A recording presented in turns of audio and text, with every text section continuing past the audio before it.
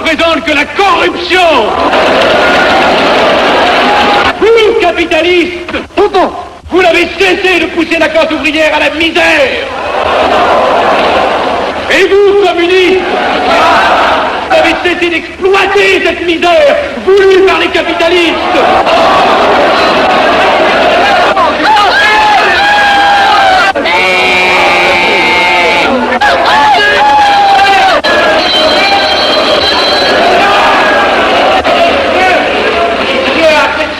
Et vous tous, parlementaires, désuets et périmés, n'acceptez pas le parlementarisme.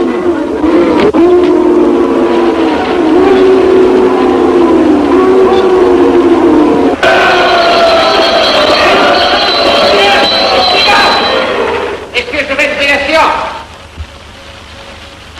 Continuez, monsieur Acteur. Messieurs, je n'ai plus rien à dire. J'ai eu conscience de vous dire quelques vérités, peut-être désagréables, mais utiles. Ce ne sont pas quelques interruptions qui m'arrêteront. La communauté française ne se bâtira pas sur le conflit de la vieille bourgeoisie égoïste et du peuple affamé. C'est pourquoi je ne voterai pas ce projet qui donne satisfaction au capitalisme international et serait le bon prétexte pour les communistes à accentuer nos divisions. Je ne le voterai pas. Je serai sans doute le seul à ne pas le voter, car il semble que par une étrange aberration, la Chambre tout entière soit prête, comme toujours, à trahir l'intérêt français au bénéfice de certains intérêts internationaux très particuliers.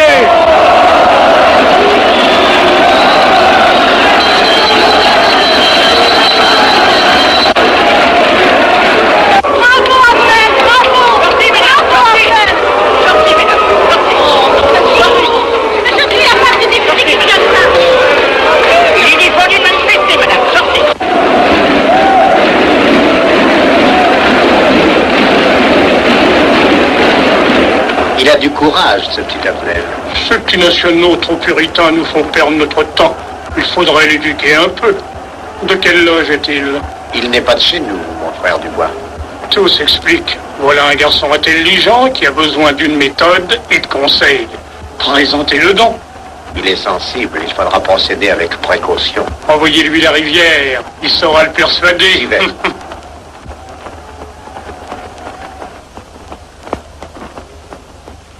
Mon cher vénérable, nous avons un service à vous demander. Enfin, aidez donc, je vous suis tout dévoué.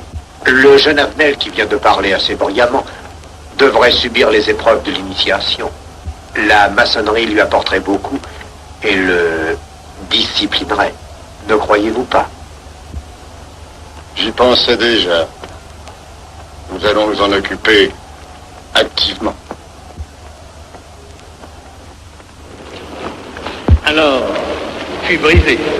Comment avez-vous trouvé mon discours? Excellent, vous leur avez dit de fort bonnes vérités. Ouais, ça n'a pourtant servi à rien, ils ont voté le projet. Ça ne sert jamais à rien de dire la vérité. Les gens n'aiment pas la vérité, ils préfèrent de beaucoup les mensonges. Vous êtes cynique. Non, j'ai une certaine expérience politique, déjà ancienne. À propos, voulez-vous venir un peu avec moi? J'ai quelque chose à vous dire. Volontiers.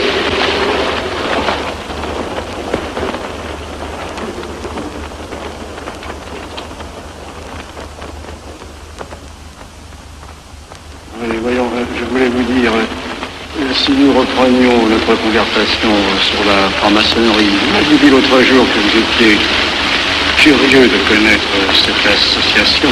Ah oui, on en dit tantôt du bien, tantôt du mal. Je vous avoue que je n'aime pas beaucoup les sociétés secrètes. La franc-maçonnerie n'est pas une société secrète. C'est une société discrète. Pourquoi éprouves-tu tant de répugnance à me voir entrer dans la franc-maçonnerie? Cette association me semble suspecte. Il ne doit y avoir que des arrivistes là-dedans. Non, voyons, sont peut-être aussi des braves gens animés d'un idéal sincère. Le texte qu'ils m'ont donné est rempli de bonnes idées. Tu me diras que ça n'est qu'un programme affiché à l'entrée, mais il me paraît loyal. Tu es un honnête homme, mon chéri. Mais tu as un grand défaut. Ah, et lequel? Tu ne vois jamais le mal. Tu imagines que les autres sont bons comme toi-même. C'est pourquoi tu as toujours des déceptions. N'importe, je suis décidé à tenter cette expérience. Alors fais-la. Je souhaite me tromper. Quand dois-tu te présenter chez ces gens? Mercredi. Déjà.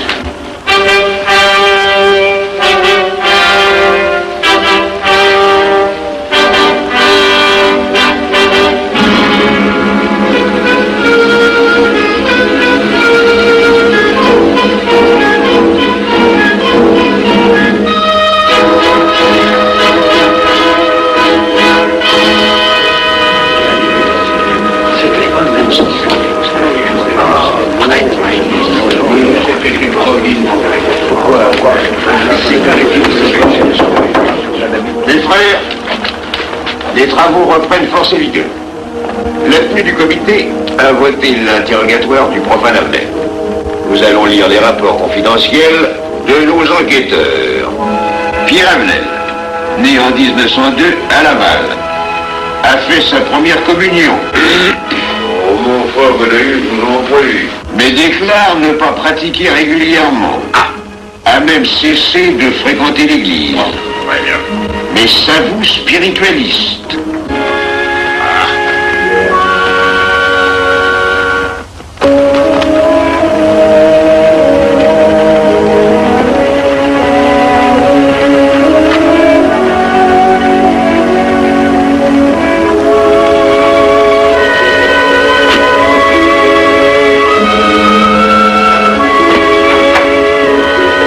Monsieur, voulez-vous aussi?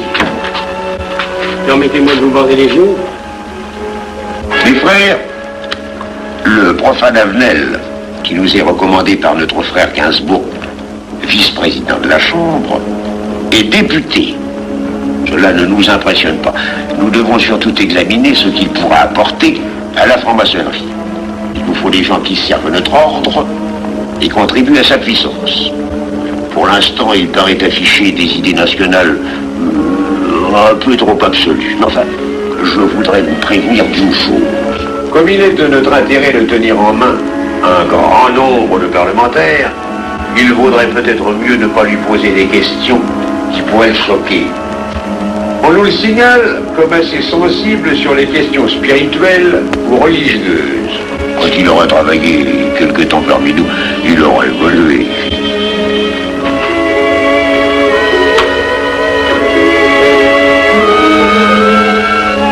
Voilà, le silence le plus absolu, mes frères. Qui frappe ainsi régulièrement à la porte du temple? C'est un profane qui demande à être interrogé, vénérable maître. Faites entrer le profane.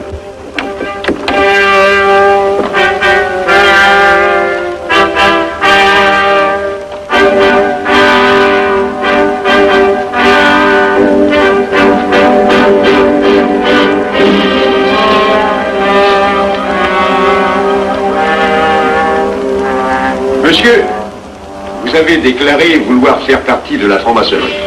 Mais nous désirons savoir qui vous êtes. Nous allons donc vous interroger sur vos sentiments, vos croyances, vos idées politiques. Répondez-nous sans vous troubler, mais en nous disant la plus stricte vérité. Consentez-vous à cet interrogatoire? J'y consens. Monsieur, croyez-vous en Dieu? Et pourquoi? Vous semblez être déçu par ce premier contact avec la maçonnerie. Mais l'interrogatoire est assez pénible. J'ai dû paraître ridicule. Vous vous trompez. D'autres qui sont passés avant vous ont moins bien répondu. Vous avez été reçu avec une majorité convenable, 16 voix contre 10. Comment, j'ai eu 10 voix contre moi? Non, non, 2 seulement. 2.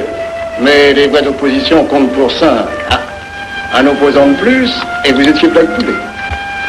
La maçonnerie est difficile sur le choix de ses candidats. Pas assez, mon cher, pas assez. Je dois même vous avertir que lorsque vous serez en loge, vous serez déçu. Le milieu maçonnique est épouvantablement médiocre. Vous verrez que vous nous apporterez plus que vous ne recevrez. Mais ces rites dont vous m'avez parlé, ces initiations mystérieuses... De bêtises. Il y en a qui y attachent un certain sens symbolique. La plupart des maçons ritent eux-mêmes de ces vieilles pratiques désuètes. Seulement, le jour de votre initiation, tenez-vous bien, les épreuves de la cérémonie ne sont pas commodes.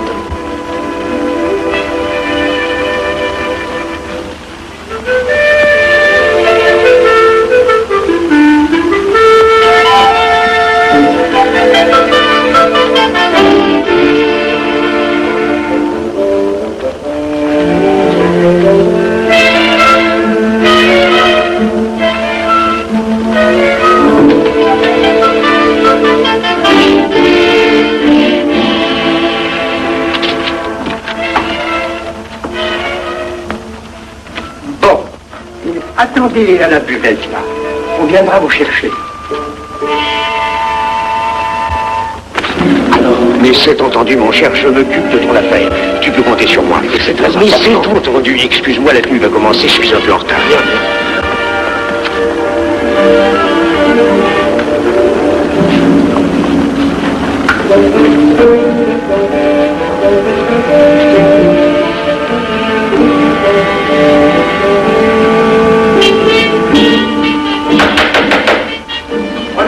Mes frères, nous allons ouvrir les travaux.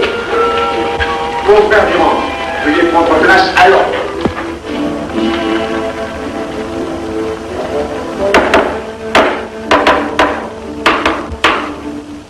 Frère premier surveillant, êtes-vous franc-maçon? Mes frères me reconnaissent comme tel, vénérable maître.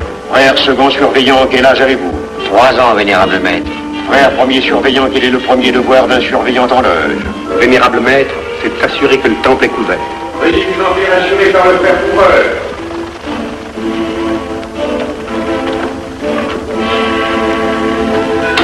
Le temple est couvert, vénérable maître. Frère second surveillant, quel est le second devoir des surveillants en loge? Vénérable maître, c'est de s'assurer que tous les frères présents sont membres réguliers de la loge ou visiteurs connus. Debout, et alors, mes frères.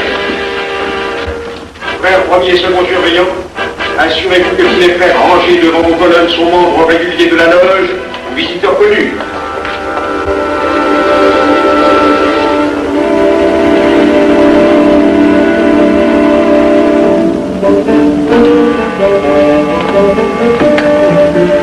Vénérable maître, les frères qui décorent l'une et l'autre colonne sont membres réguliers de la loge ou visiteurs connus. Il en est de même à l'Orient. Frère premier surveillant, à quelle heure les francs-maçons opèrent-ils leurs travaux? À midi, vénérable maître. Quelle heure est-il, frère second surveillant? Il est midi, vénérable maître. Puisqu'il est l'heure du travail, frère premier et second surveillant, invitez les frères de vos colonnes à se joindre à vous et à moi pour ouvrir les travaux de la respectable loge des enfants de l'univers Orient de Paris, au grade d'apprenti, en la forme accoutumée. À moi, mes frères, par le signe, la triple batterie et l'acclamation.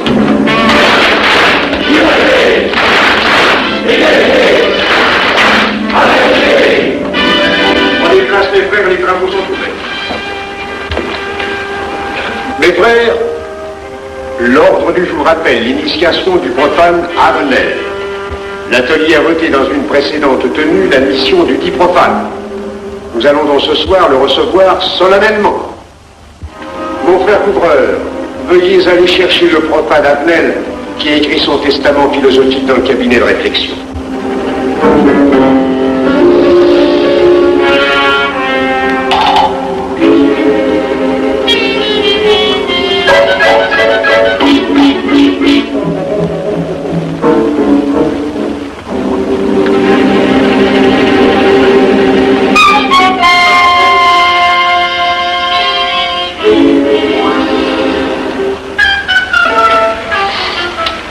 Rigolo leur truc.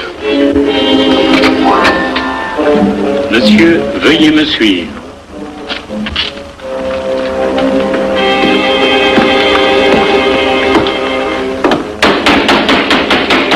Qui frappe ainsi régulièrement à la porte du temple? Vénérable maître, c'est un profane qui demande à être reçu maçon s'il en est jugé digne. Frères, armez-vous de vos glaives. Faites entrer le profane.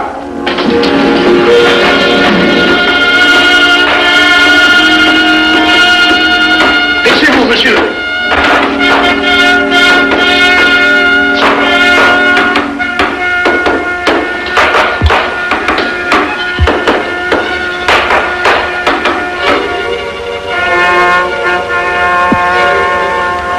Monsieur, cette épée que vous sentez sur votre poitrine est toujours levée pour punir le parjure.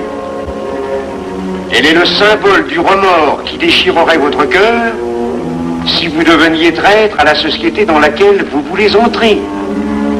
Est-ce de votre propre volonté, en pleine liberté, que vous vous présentez parmi nous? Oui. La franc-maçonnerie est une institution qui ne procède que d'elle-même. Elle prend sa force dans la raison. Persistez-vous toujours dans vos intentions? Êtes-vous bien déterminé à vous soumettre aux épreuves, quelles qu'elles puissent être? J'y consens. En ce cas, confiez-vous à la main qui va diriger vos pas. Mais, comme il serait imprudent de s'imposer des obligations dont on ne connaîtrait pas l'étendue, il est de la sagesse de cette respectable assemblée de vous dire quels seront vos devoirs si elle vous admet dans son sein. Le premier est un devoir absolu de secret sur tout ce que vous pourrez entendre et découvrir parmi nous, ainsi que sur tout ce que vous verrez et saurez par la suite. Je dois exiger de vous un serment prêté sur la coupe des libations. Consentez-vous à le prêter? Oui. Frère expert, faites approcher le profane. Et vous, maître des cérémonies, apportez la coupe des serments. Présentez la coupe au profane.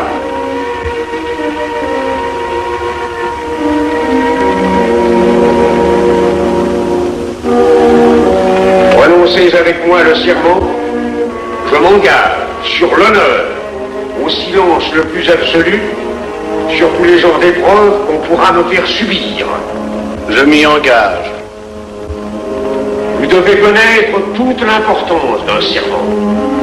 Si jamais vous manquiez à une parole aussi solennellement donnée, buvez. Buvez! Buvez! Que ce breuvage amer soit pour vous le symbole de l'amertume et du remords que laisserait dans votre cœur le parjure qui aurait souillé vos lèvres. Frère expert, emparez-vous du profane et faites-lui faire son premier voyage.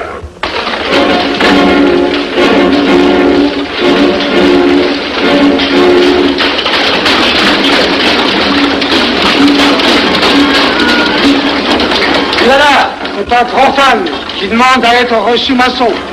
Comment ose-t-il l'espérer? C'est qu'il est libre et de bonne mœurs. Puisqu'il en est ainsi, qu'il passe.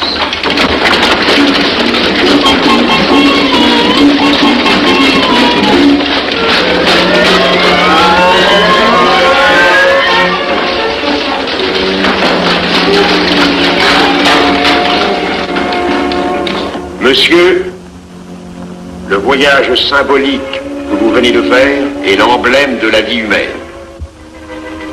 Le bruit que vous avez entendu figure les passions qui l'agitent. Les obstacles que vous avez rencontrés peignent les difficultés que l'homme éprouve et qu'il ne peut vaincre ou surmonter que grâce à l'aide qu'il trouve dans ses semblables. Frère expert, faites faire le deuxième voyage.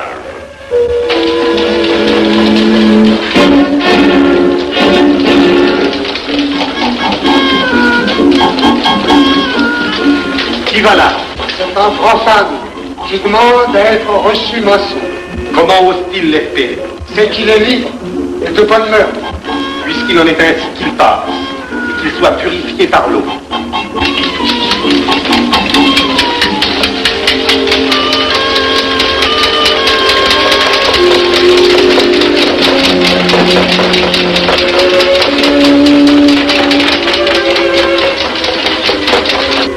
Monsieur, nous avons procédé à l'épreuve de l'eau qui représente l'épuration de votre esprit naissant à la vie maçonnique. Votre cœur doit être limpide comme l'eau pure. Frère expert, faites faire le troisième voyage.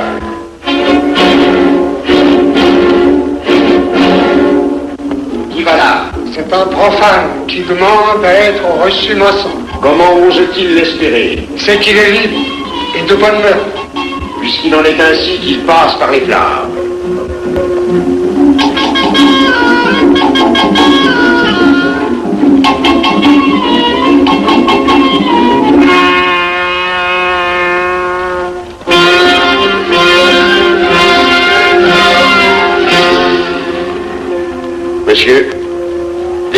dont vous avez été environné ont achevé vos épreuves.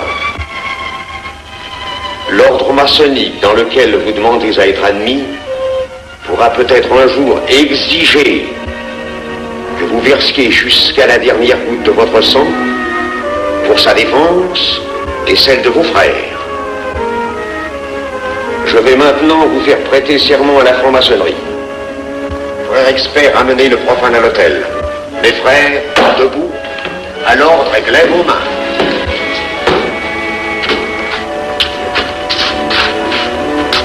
Moi, Pierre Avenel. Moi, Pierre Avenel, De ma propre et libre volonté. de ma propre et libre volonté, En présence de cette respectable assemblée de maçons.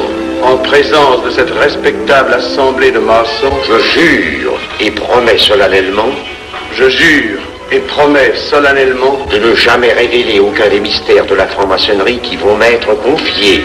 de ne jamais révéler aucun des mystères de la franc-maçonnerie qui vont m'être confiés. Quelle idée saugrenue ton a-t-il de se faire recevoir franc-maçon? Je lui ai déconseillé tant que j'ai pu, mais tu sais comme il est entêté. Il va se trouver dans un milieu d'arrivistes si médiocre. On l'a pourtant bien prévenu. Pourvu qu'il ne lui arrive rien. Il y a tant d'histoires qui courent sur le compte de ces sociétés secrètes. Ne t'inquiète pas, Pierre. Il saura se tirer d'un mauvais pas. Prudent. Pas assez. Monsieur, le serment que vous venez de prêter ne vous donne-t-il aucune inquiétude? Consentez-vous à le renouveler lorsque vous aurez reçu la lumière? Je le renouvellerai. Mes frères, nous allons donner la lumière aux profanes. Frère couvreur, préparez-vous à accomplir votre office. Que la lumière lui soit donnée à mon troisième coup de maillet.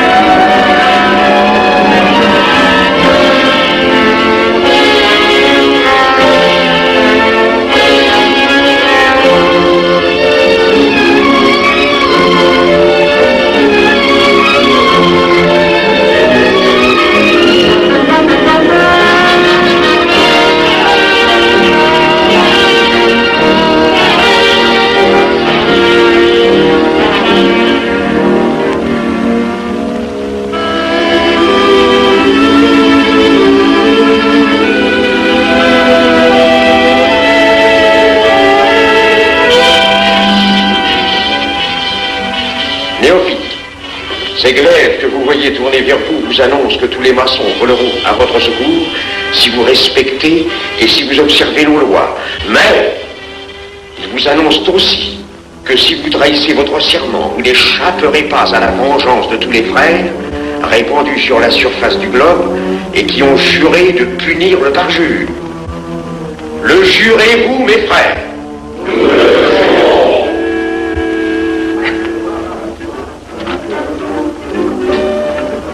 Mes frères, à la santé de notre nouveau frère. À votre santé.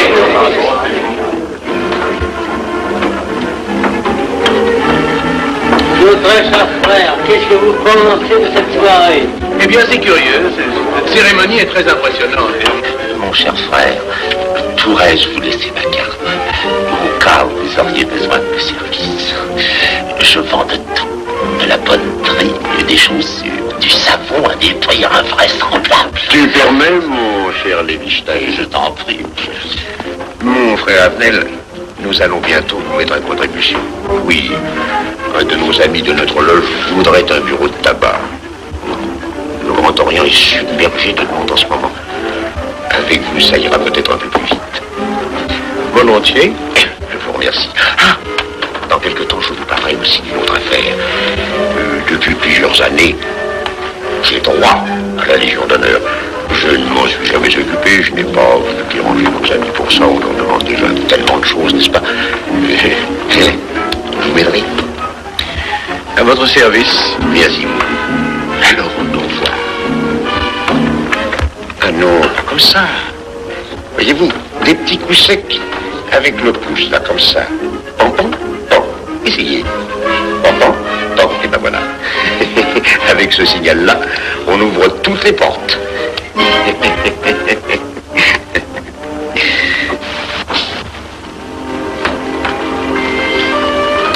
Alors, content? Bon. Tu as l'air contrarié. Oh non. Déjà déçu? Pas encore. Tu me raconteras la séance. Ah, j'ai juré de ne rien dire. Même à moi? Écoute, c'était pas ridicule. C'était étrange.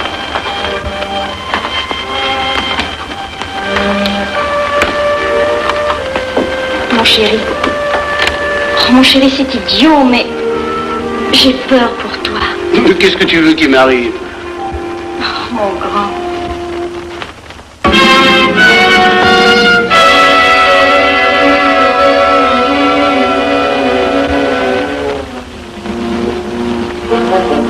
Mon très cher frère Avenel, vous êtes député. J'ai un service à vous demander. Tous les détails sur la strict. Mon très cher frère, si vous pouviez m'obtenir cette place, vous me feriez plaisir.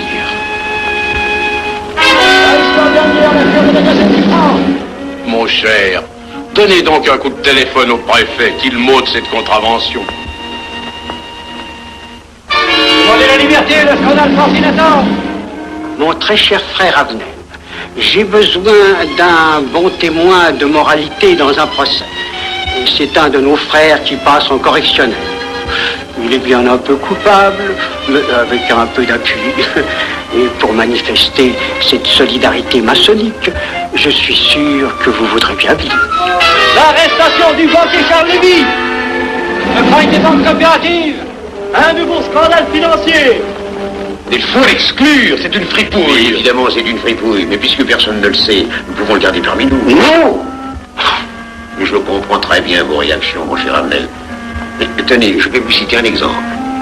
J'ai vécu pendant 20 ans en maçonnerie avec un frère que je considérais comme un escroc. Ben, je n'ai rien dit, parce que c'était un excellent maçon. Nous ne sommes pas du même avis.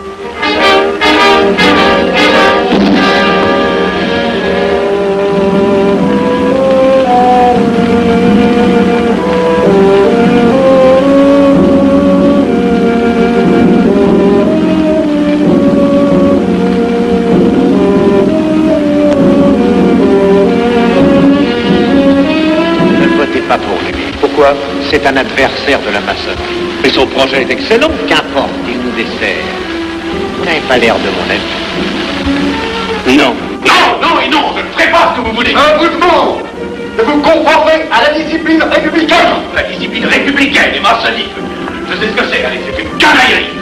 Mon frère, ne laissez pas vos paroles dépasser votre pensée. Oh, ne croyez pas que je sois en colère, non, j'ai tout mon sang-froid au contraire. Et c'est pour ça que je ne voterai pas cette loi unique. Vous détruisez ce pays en l'empoisonnant doucement. Avenel, vous ne parlez pas sérieusement. Mais vous ne comprenez donc rien.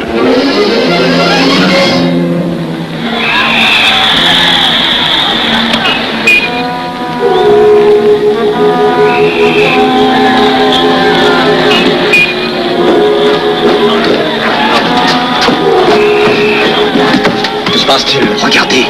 Mais calmez-vous, mon vieux. Ce n'est rien. Rien.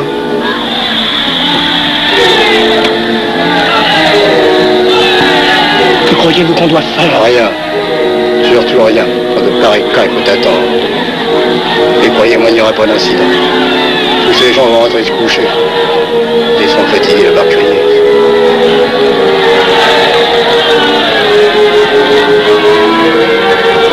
Qu'en pensez-vous, Avenel? Je voudrais être avec eux, place de la Concorde. Vous ne parlez pas sérieusement? Je J'ai pas envie de rire.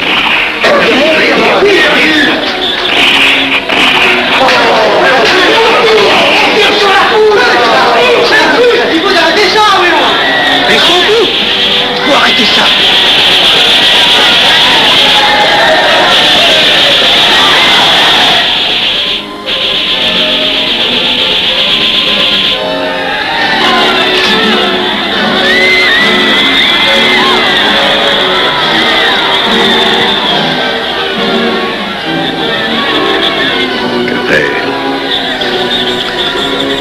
Trop tard. On tire encore. C'est pour feu.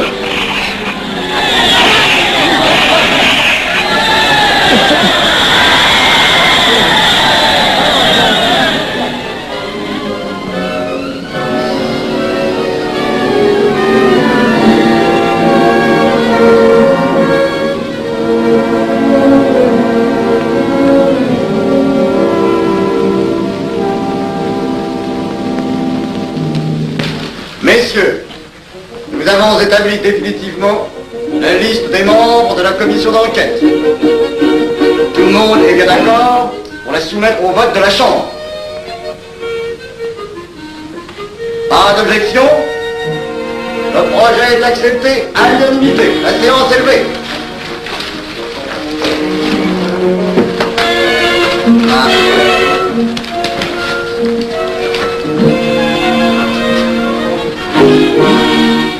Vous pensez que ça va marcher?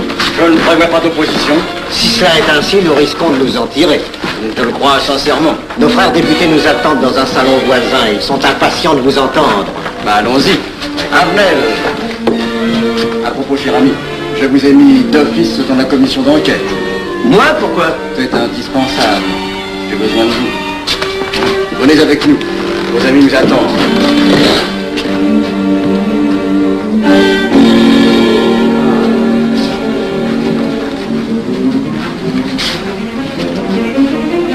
Mes frères, puisque nous sommes entre nous, je puis vous dire bien confidentiellement que nous allons traverser ces événements graves sans trop de dommages.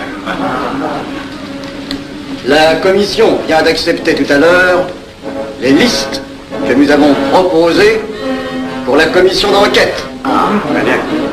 Beaucoup de nos adversaires en font partie, mais dans l'ensemble, les maçons sont encore en majorité.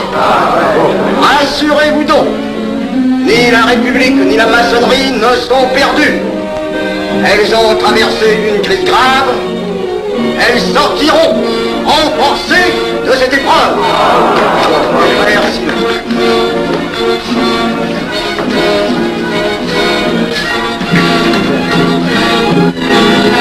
Demandez l'anti-Marfon, le scandale de la commission d'enquête.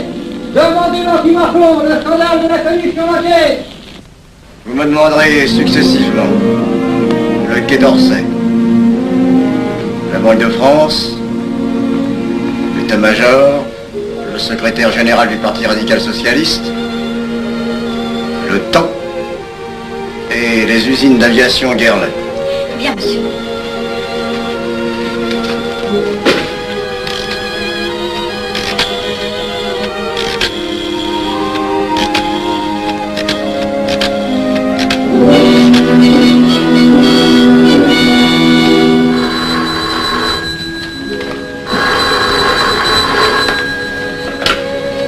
Allô, le chef de cabinet du ministre. Allô? Mais oui, passez-le-moi. Lui-même, à vos ordres, mon très cher ami. Je ne peux rien vous dire par téléphone. Il pleut. Vous me comprenez? À merveille. Alertez tous nos amis à l'étranger. Qu'en aucun cas, on ne parle de nous. Silence. Compris. Allô, ici Général Maisonnat. À vos ordres, mon cher Larivière.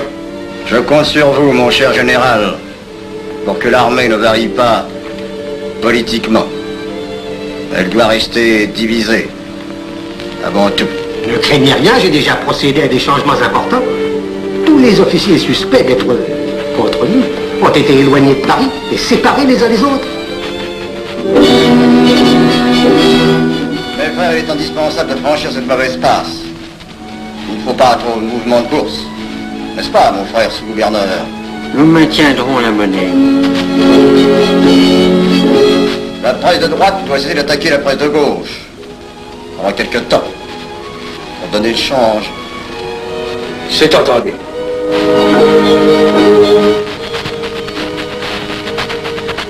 Les partis de gauche doivent faire entente avec ceux du centre. Et ceux de l'extrême gauche. De la sorte, nous contrôlons le peuple. Bloc populaire. Mieux. Front populaire. Bien. Quant à vous, mon cher Garlet, j'ai reçu ce matin une communication de l'étranger. On nous demande d'envoyer immédiatement du matériel d'aviation en Espagne, moyennant quoi nous aurons tous les appuis politiques nécessaires. Même nos prototypes. Surtout nos prototypes. Ne croyez-vous pas que ce serait dangereux pour notre défense nationale? Faites ce que je vous dis.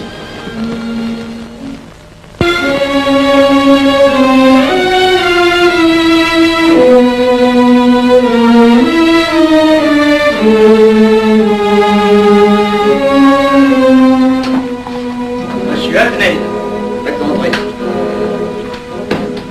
Ah, bonjour, cher ami. Comment on va? Bien, merci. Ah, je vous ai fait appeler. Que se passe-t-il? On ne vous voit plus. Vous le boudez? Oh non. Cigarette. Non, merci. Dites-moi, pourquoi avez-vous refusé de faire partie de la commission d'enquête? Oh, j'ai beaucoup de travail en ce moment et je fais déjà partie d'autres commissions. Avenel, répondez-moi franchement. Ce n'est pas parce que nous avons eu l'autre jour une petite discussion bien fraternelle? Eh bien, justement, si. Je voudrais vous parler de la franc-maçonnerie. Ah, mais bien, voyons, mais bien entendu. Asseyez-vous. Alors? Je vous écoute. Eh bien, voilà, vous avez été mon présentateur, je vous dois une explication. Je suis décidé à déposer ma démission. Vous avez l'air d'avoir été déçu par la maçonnerie. Oh, pire, choqué. Pourquoi? Mais confessez-vous, mon vieux. Vous ne serez pas le premier maçon qui m'aura ouvert son cœur. Qu'est-ce qu'on vous a fait? Mais à moi, personnellement, rien. Mais je trouve ce milieu maçonnique... pourri d'arrivistes écœurants. Je vous l'accorde. Ah, ben, je ne vous le fais pas dire. Oh, croyez-vous que je sois dupe? Ben, alors je ne comprends pas. Tant de vertu affichées sur le programme à la porte. Tant de mystère à l'intérieur pour ne cacher que ces petites combines, ces appétits de comitard. Je m'attendais à trouver des hommes dévoués, sinon supérieurs. Au lieu de ça, je n'ai rencontré que des quémandeurs de bureaux de tabac ou de décoration, ou alors des fripouilles qui cherchaient à m'utiliser pour échapper à des condamnations. En dehors d'eux, des phraseurs, des sectaires ignorant tout, ne connaissant rien de l'histoire de leur pays, rien de l'histoire du monde, rien de la politique, rien de la philosophie, rien. Ah, des cerveaux vides, mais des dents longues, et des langues folles. Et c'est cela qui gouverne la France. Quel grade avez-vous maintenant? J'ai été initié à la maîtrise il y a peu de temps. Eh bien, si vous avez le courage de vivre encore quelques années dans la médiocrité des ateliers bleus, vous passerez ensuite aux ateliers supérieurs. C'est mieux? C'est autre chose. Voyons, vous êtes 33e, n'est-ce pas? C'est le grade le plus haut dans la maçonnerie. Mon petit Avenel, je vais vous révéler, quoique je ne le doive pas, ces fameux secrets maçonniques dont on fait tant de mystères. En maçonnerie, on cache tout aux petites gens. En bas, vous ne savez rien. En haut, vous commencez à voir un peu plus clair dans le jeu mondial. Moi-même, je ne suis pas totalement éclairé sur les intentions des dirigeants de notre ordre. Et quand je dis dirigeants, je me trompe. Il n'y a pas de chef chez nous. Il n'y a que des exécutants. Je suis un pion sur un échiquier, j'accomplis une fonction. Je reçois des messages. J'obéis. Je transmets. J'agis. Mais qui dirige? Personne. C'est beaucoup plus compliqué et simple en même temps qu'on ne pense. Qu'est-ce que la maçonnerie? Des groupes d'hommes qui se sont réunis aux quatre coins de l'univers pour enserrer le monde dans un réseau aux mailles infranchissables. Nous sommes 50 000 en France. 500 000 en Angleterre. 3 millions en Amérique, c'est peu. Mais c'est énorme. Parce que nous formons un bloc uni, d'une seule volonté. Nous rayonnons partout. Nous commandons partout. Ici, 300 parlementaires sont francs-maçons. En Angleterre, le roi fait partie de notre ordre. Aux États-Unis, le président est 32e. Il n'y a pas un pays où nous n'ayons nos appuis secrets, nos hommes, nos banques, nos groupes dévoués. Et ceci n'est rien. Je ne vous montre là de la maçonnerie que la puissance physique. Il y a peut-être autre chose. Mais quoi? Une doctrine supérieure. Une antique expérience des forces du monde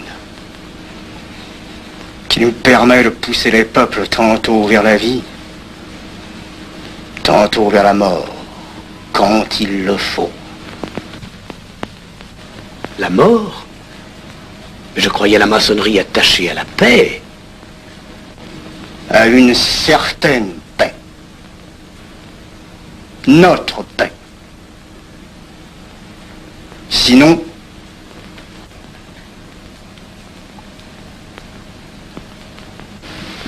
alors, cette démission, je vais réfléchir.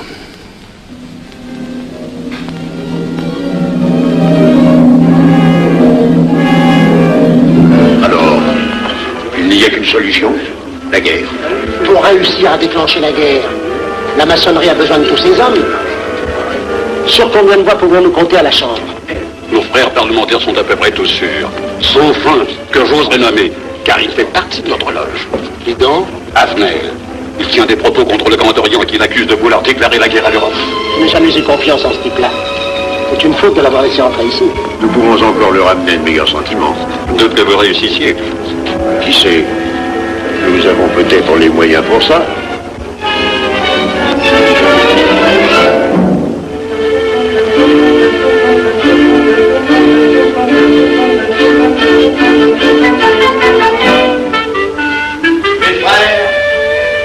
L'aviation allemande n'a pas d'appareil. Plus de 2000 accidents d'avion l'année dernière en Allemagne.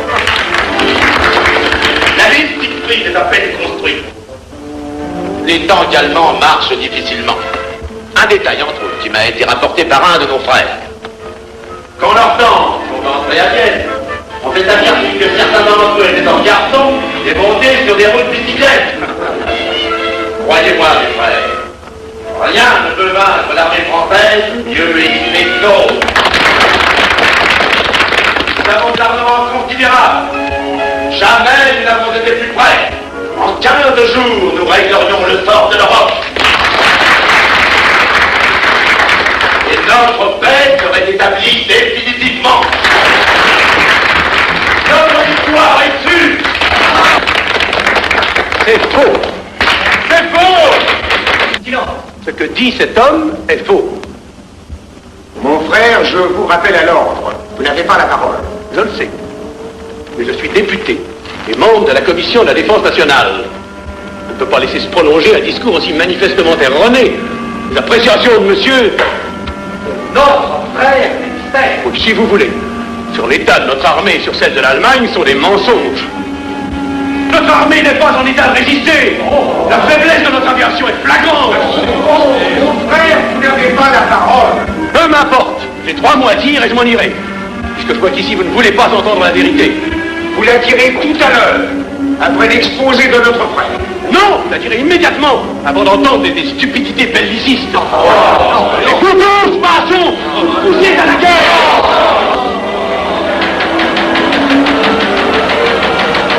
Nous n'avons pas d'armes modernes, pas d'avions, pas de chars, pas de morale surtout. Le peuple français ne se battra pas pour défendre une idéologie fumeuse, un régime ignoble, une république pourrie. Mon frère Abdel. Ouvrir le gant.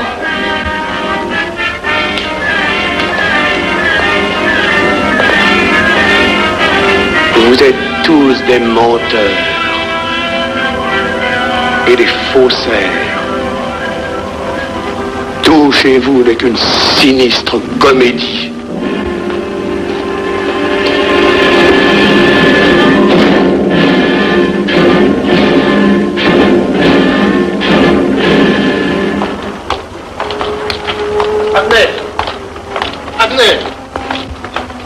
Abnel, excusez-moi, comme vous, j'habite Neuilly, c'est pourquoi je me permets de vous rejoindre. Vous avez fort bien fait, mon frère. J'étais près de vous à la tenue. Je voulais vous féliciter. Oh, merci. Vous avez très bien fait de leur crier des vérités. Ce sont des fous.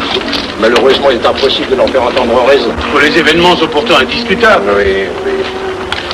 Dites-moi, j'ai des documents confidentiels sur l'action actuelle de la maçonnerie qui peut-être vous intéresseraient. Des documents? Oui, des documents. Vous êtes député, il serait utile et urgent que je vous les communique. Mais je crois bien, où sont-ils? Chez moi, pas très loin d'ici. Si vous avez quelques minutes, oui, volontiers, allons. Alors, qu'est-ce qu'on décide? Pétard ou couteau? Le couteau, ça fait moins de bruit. Attention, voilà.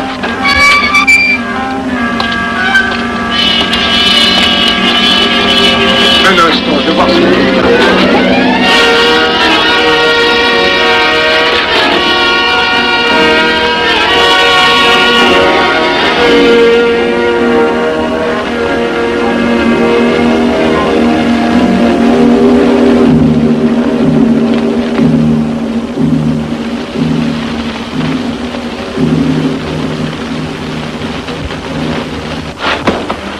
Ne t'inquiète pas, mon chéri.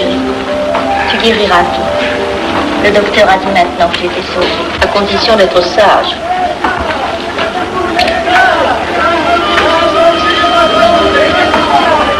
Qu'est-ce qu'on entend?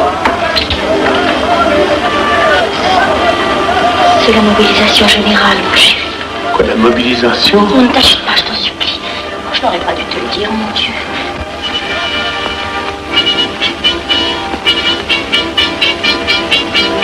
Ne t'en fais pas, mon chéri. Tu reviendras vite.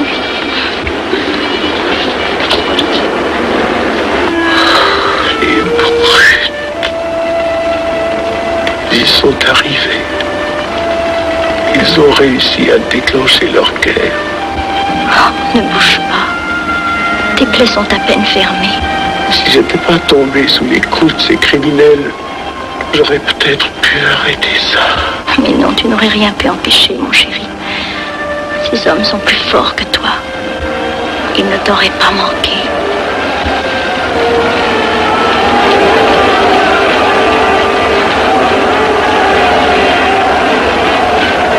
Qu'est-ce que c'est?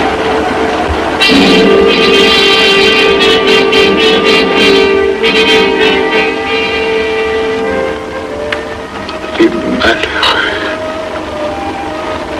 S'ils savaient ce que je sais.